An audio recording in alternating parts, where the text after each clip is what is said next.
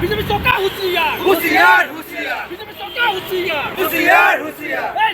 চলিছে চলিছে চলিবই সংগ্রাম চলিছে চলিছে চলিবই এই চলিছে চলিছে চলিবই সংগ্রাম চলিছে চলিছে চলিবই মূল্যবৃদ্ধি রোধ করক রোধ করক রোধ করক মূল্যবৃদ্ধি রোধ করক রোধ করক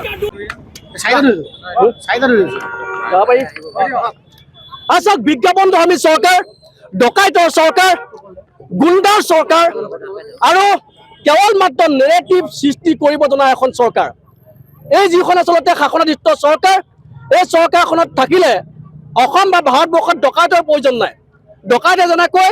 কোনো কথা বতৰা নোহোৱাকৈ মানুহৰ ঘৰত সোমাই অনাহকত ধন সম্পত্তি লুটপাট কৰে এই চৰকাৰখনে তেনেদৰে আচলতে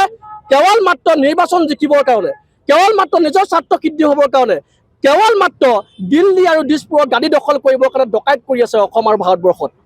আমি স্পষ্টভাৱে জনাব খুজিছোঁ যে আপোনালোকে যে মূল্য বৃদ্ধি কৰি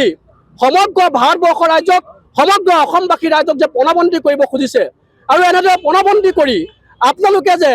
এই মানুহখিনিক ভোট বেংক হিচাপে ব্যৱহাৰ কৰি আহিছে ইয়াৰ পৰিণতি কিন্তু অত্যন্ত ভয়ংকৰ হ'ব আপোনালোকে যদি ভাবিছে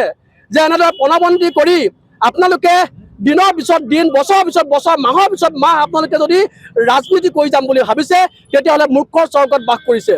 ভাৰতবৰ্ষত অসমত এতিয়াও সচেতন মানুহ আছে অনুসূচিত জাতিৰ ছাত্ৰ সন্থাকে আদি কৰি সমগ্ৰ অসমৰ বহু সচেতন মানুহ আছে আমি অনুসূচিত জাতিৰ ছাত্ৰ সন্থাই আজি এই প্ৰতিবাদী স্থলীৰ পৰা স্পষ্ট কৰি দিছোঁ যে মূল্য বৃদ্ধি হ্ৰাস কৰক অন্যথা কিন্তু পৰিণতি অত্যন্ত ভয়ংকৰ হ'ব আৰু এটা কথা স্পষ্ট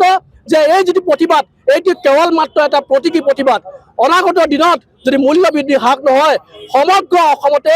অনুসূচিত জাতিৰ ছাত্ৰ সন্থাই ভয়ংকৰ আন্দোলন গঢ়ি তুলিব আৰু এই প্ৰত্যাহ্বান গ্ৰহণ কৰিবলৈ এই চৰকাৰখন সাজু হৈ থাকক যিকোনো খবৰৰ বাবে যোগাযোগ কৰক আমাৰ এই নম্বৰত 9181 307 2221